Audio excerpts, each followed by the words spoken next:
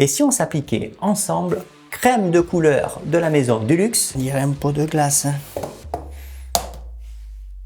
C'est pas bien, hein? Habituellement, j'utilise des peintures professionnelles. Mais là, ma cliente, elle m'a dit « Je veux, Ghislain, que tu appliques de la peinture avec la Panthère. » La Panthère, c'est du luxe. On va voir justement ensemble toute la technique pour pouvoir peindre cette face de mur et on va voir surtout le résultat, savoir si oui, c'est convaincant ou ça laisse à désirer.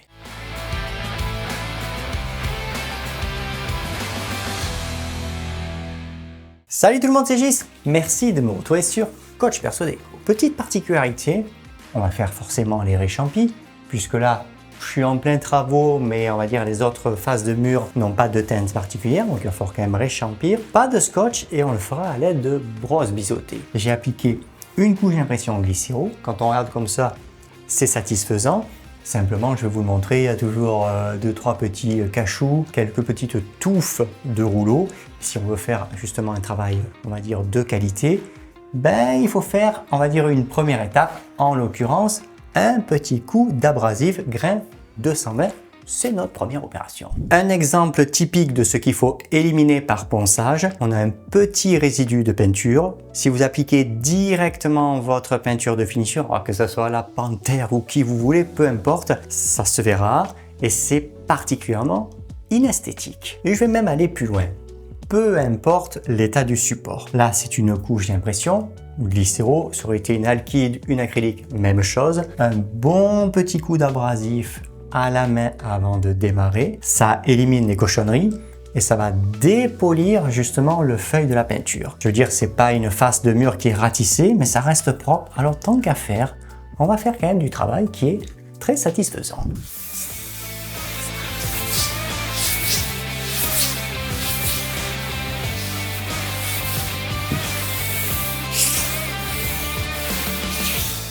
Qui dit ponçage même fait, dit poussière. Et le voile de poussière, c'est néfaste, puisque ça pose des problèmes d'adhérence. Un bon chiffon microfibre à sec.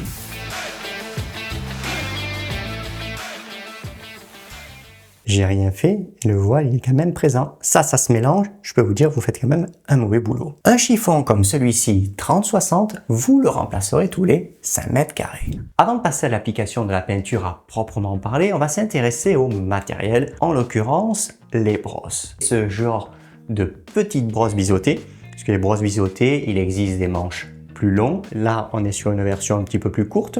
Ça permet, vous voyez, de bien la tenir finalement. L'avantage de la brosse biseautée, ça va nous permettre de faire une ligne quand même qui est plus précise dès l'instant où la queuille, donc la queuille c'est l'angle, elle est relativement propre. Il peut y avoir quelques petites ondulations, principalement dues à l'application d'un enduit qui aurait, on va dire, été mal poncé. La brosse biseautée permet de faire une jolie petite ligne. Position de travail, vous allez le voir, c'est vraiment sur le champ et quand on veut estomper, en fait, on vient à plat. Ce qu'il faut bien penser, c'est qu'une brosse biseautée n'est pas toujours capable de faire correctement les angles. On utilise généralement soit une petite brosse à réchampir usuelle, diamètre 15 mm, ou, c'est pas mal aussi, ce genre de petit pinceau, ce qu'on appelle communément un pinceau à retouche. Je vous l'ai dit en début de vidéo, on va appliquer crème de couleur qui est un mat velouté. Alors dans le doute, le produit est peut-être plus velouté que mat. Habituellement, les peintures mat, on va utiliser les manchons microfibre. Velours satiné, c'est le polyester tissé. Dans le doute, parce qu'il est peut-être un peu plus velouté, finalement, j'en sais rien, on va travailler avec un polyester tissé, 9 mm de hauteur de mèche, c'est du 180, le petit frère, le 110, pareil, on reste tout en polyester tissé. Si vous n'avez pas l'habitude de peindre, installez d'abord votre escabeau vraiment entre guillemets à la perpendiculaire de votre face de mur. Alors bien sûr, il faut avoir de la place, hein. Juste à me présenter, démarrer mon réchampi à main levée et puis basta. Si vous êtes comme ceci, à chaque fois vous allez pivoter. Alors quand on peint, qu'on a l'habitude, on va dire pas de problème.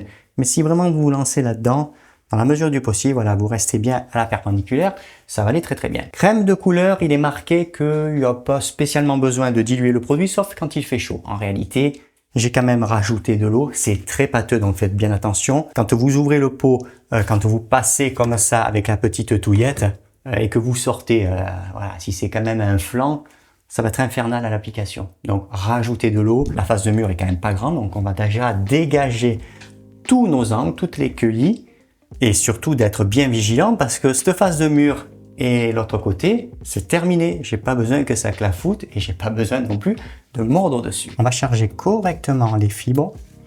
Alors, c'est pas de remuer la peinture avec la brosse, hein, puisque la brosse, c'est pas une touillette. On va pas la présenter dans l'angle. Si on la présente dans l'angle, on va faire un pâté, on peut plus manœuvrer finalement la brosse. Même chose, on va pas chercher immédiatement à faire le réchampi, elle est pleine. Donc, on se tient globalement 10 à 15 mm plus bas à chaque fois finalement, entre guillemets. Et après, vous allez voir, je vais commencer à remonter et à suivre. Vous voyez, regardez là, je suis 10 mm en dessous. Donc, je pose. Là, ça va former donc cette fameuse ligne. Je suis l'accueilli. Je recharge.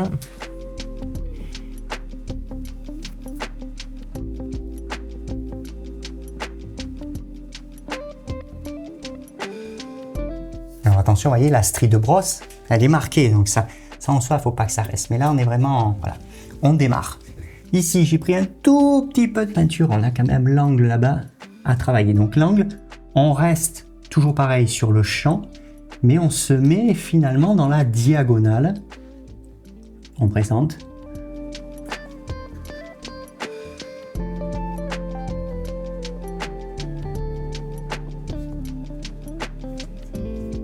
Donc là, je dégage un tout petit peu là-haut. À gauche, j'ai rien fait. Ici, c'est pas terminé.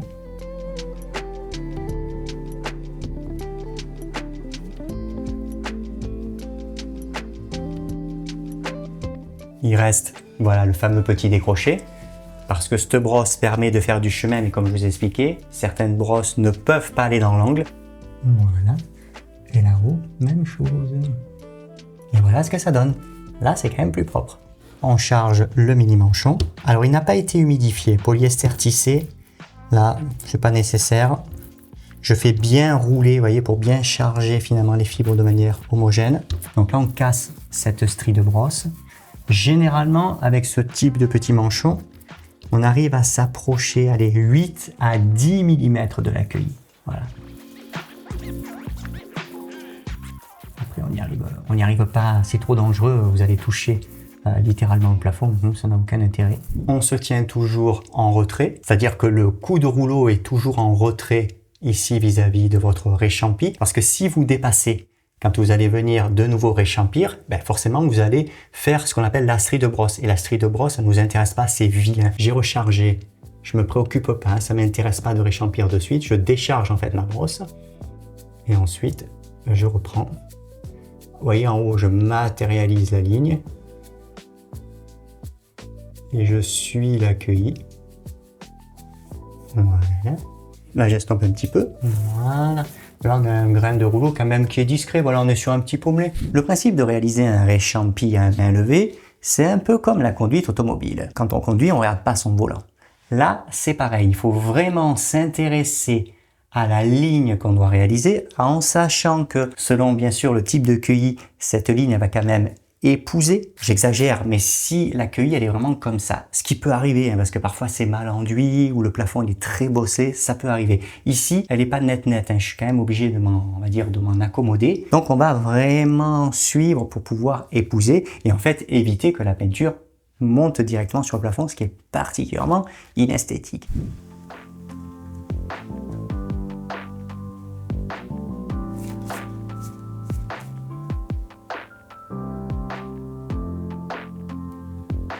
On va descendre, mais rien du tout, hein, juste la valeur finalement de la largeur du manchon.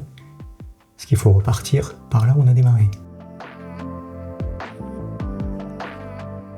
Là c'est ok. Et voilà, on n'oublie pas, juste un petit coup de rouleau. Pour terminer finalement la partie entre guillemets à droite de la face de mur. Mais pour l'instant, on ne fait rien de plus. On va descendre l'accueil mural. Alors même chose, hein, j'attaque pas de suite dans l'angle. Je charge un petit peu. Maintenant, on va pouvoir représenter les fibres. On va commencer à s'approcher. On présente, on redresse un petit peu. Après à 30 degrés. Donc là, je suis bien sûr pas dans l'accueil, hein, je suis loin. Et c'est que j'ai un petit peu trop de peinture.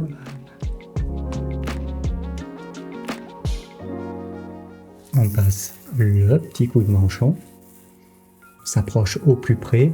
L'avantage également du petit manchon de 110, surtout dans cette situation, ça me permet de dégager comme là l'angle et d'éviter finalement les projections de peinture sur le mur adjacent. Là on dégage un tout petit peu plus, voilà. Immédiatement le petit coup de manchon.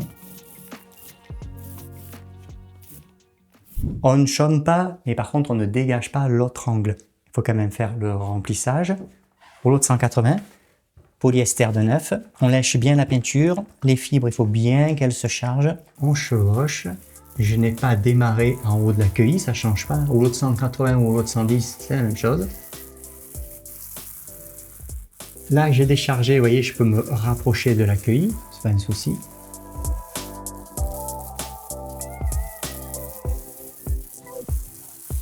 Là, on roule doucement hein, pour éviter les projections sur le mur.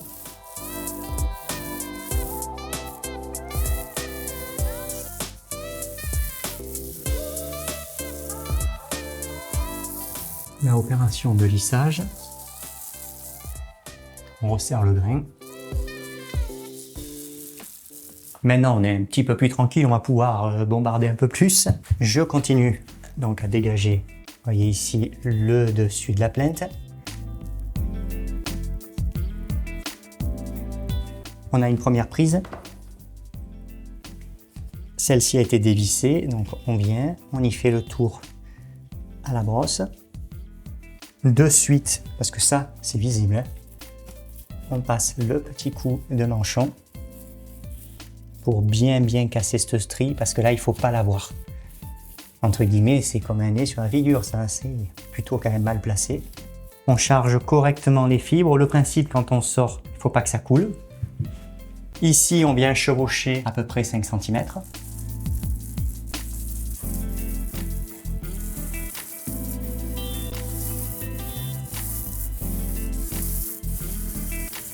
On recharge.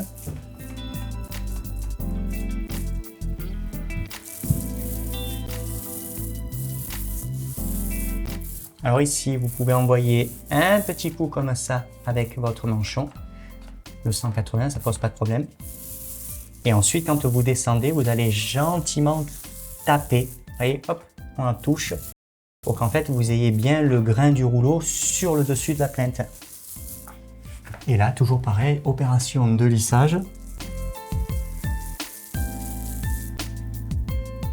Voilà, je vous le montre à 2 à l'heure. Hein.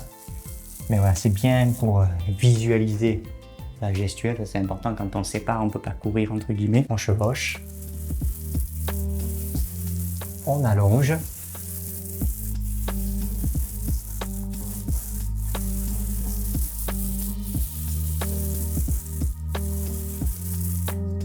Et comme on ne fait pas beaucoup de chemin, opération de lissage pour serrer le grain, pour éviter les petits pâtés, pour éviter d'avoir ce qu'on appelle un grain un peu chiffonné, parce que c'est facile de faire un grain chiffonné. Typiquement, un grain chiffonné, c'est généralement quand on fait ça.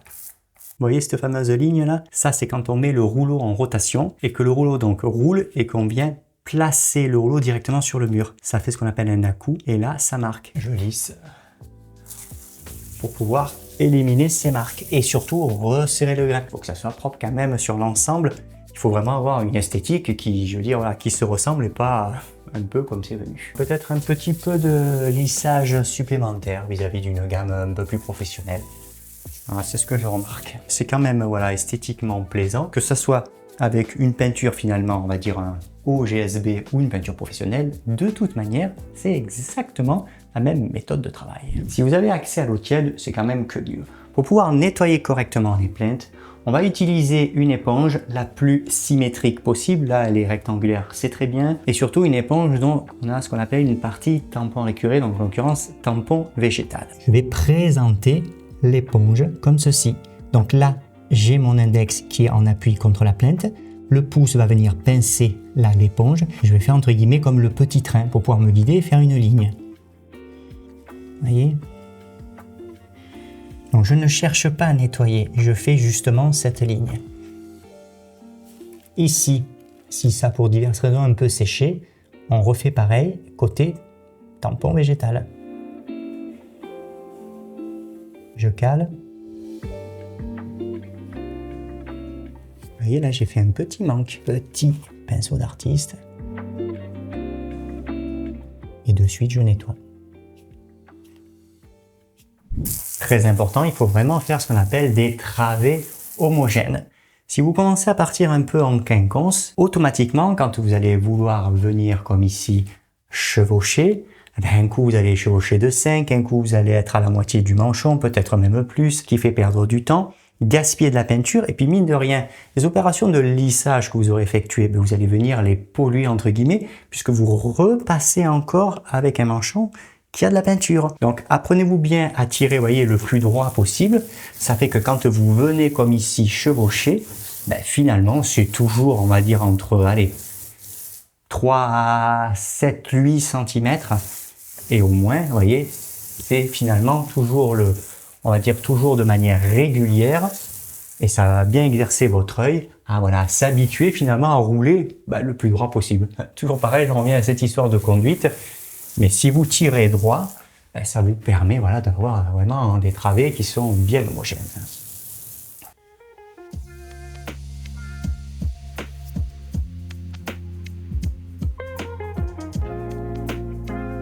Cueillies, elles sont pas nickel. Mais avec la brosse quand même biseautée, surtout la petite toune, on arrive quand même à avoir un ensemble qui est, voilà, esthétiquement, c'est quand même plaisant. Allez, un petit coup de manchon.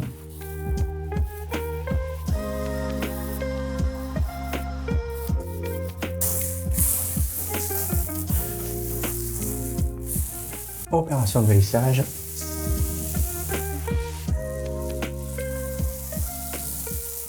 Première couche terminée. J'ai un petit peu voilà, de nettoyage encore de plainte à faire. On va laisser sécher. On verra ce que ça donne. Mais en attendant, voilà, on a quand même un ensemble homogène. La couleur est assez présente. Mais ce s'est quand même pas mal passé. Et vous voyez la méthodologie de travail. Je me suis pas pressé. On peut aller plus vite, mais je me suis pas pressé. Et vous n'avez pas de raccord, il n'y a pas de pâté. Enfin, je veux dire, voilà. Vous avez une phase de mur qui s'est faite à son rythme. Et l'essentiel, c'est que justement, ça permet d'avoir un résultat particulièrement esthétique. Si vous souhaitez faire un travail de très belle qualité, il faut passer par l'étape abrasif. En l'occurrence, on est sur une granulométrie 220, c'est quand même fin. Ça va venir éliminer les petites touffes que le rouleau peut perdre. Ça va éliminer éventuellement les petites peaux, en sachant que je vous recommande vivement de tamiser la peinture si en première couche vous avez un souci. L'idéal, c'est d'utiliser un vieux bas. Voilà, un vieux bas, un vieux collant, c'est super. L'abrasif, ça permet de dépolir le feuille de peinture pour améliorer l'adhérence. Mais on va dire que nous, dans notre cas, c'est vraiment d'éliminer petites cochonneries, les petites peaux. Là, vous avez typiquement la présence d'une touffe.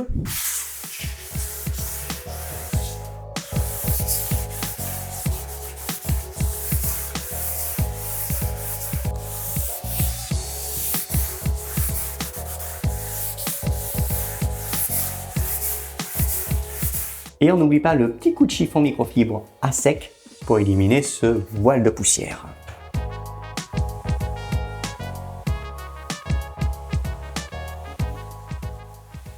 Je vais appliquer la deuxième couche de peinture avec le même matériel.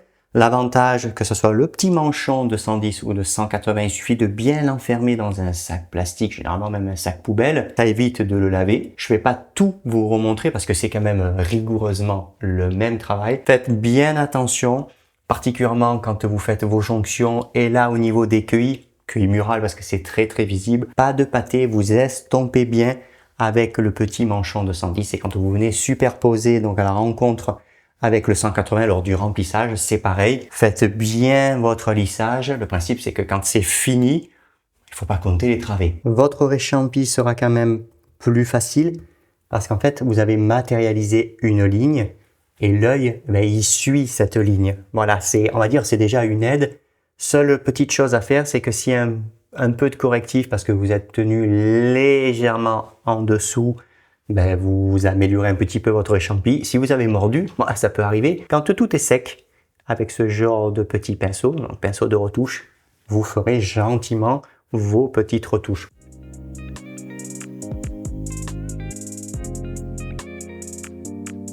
Le rouleau est bien chargé, il n'a pas été lavé, donc déjà ça évite de faire, comme je vous ai expliqué, les maigreurs. Ça ne coule pas. On le représente, ça ne change absolument rien. Première couche, deuxième couche, 10 couches, toujours la même histoire. On démarre en évitant d'aller en haut directement près de l'accueilli. Vous voyez, j'allonge la peinture.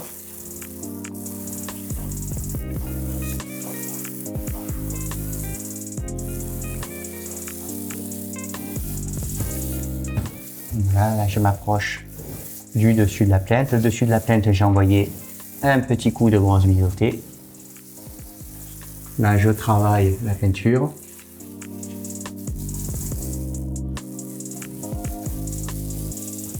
Et là déjà, opération de lissage. Donc vous faites une fois la largeur du manchon sur 2,50 m de hauteur sous plafond. Et là, on regarde, c'est propre, on a un grain qui est discret. Et si là, il est discret, vous êtes tranquille. Après, ça se fige.